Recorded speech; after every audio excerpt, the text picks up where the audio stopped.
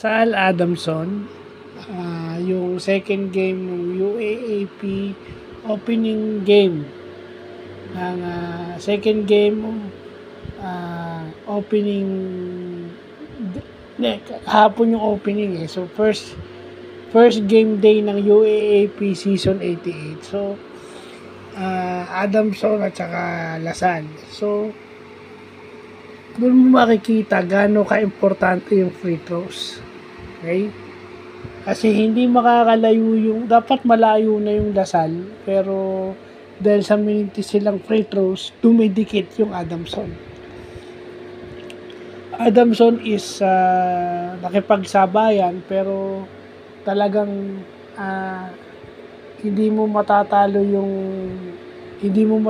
yung experience nito runner up to last season, natalo lang to sa UP. So kung ang nakalaban mo yung runner up at ikaw on a transition, kasi may size ka na. Okay, may size na yung Adamson dahil yung kanyang yung mga players na graduate ng juniors mapupunta sa seniors, which is good, no?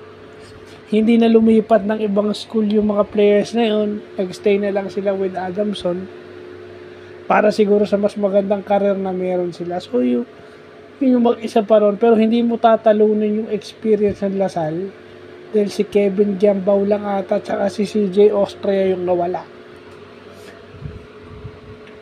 So yun na yun isipin mo first half 29 tayo sa rebounds, pero yung free throws ng Adamson is konti. Hindi ganun ka-aggressive yung Adamson, so nag-adjust sila sa second half.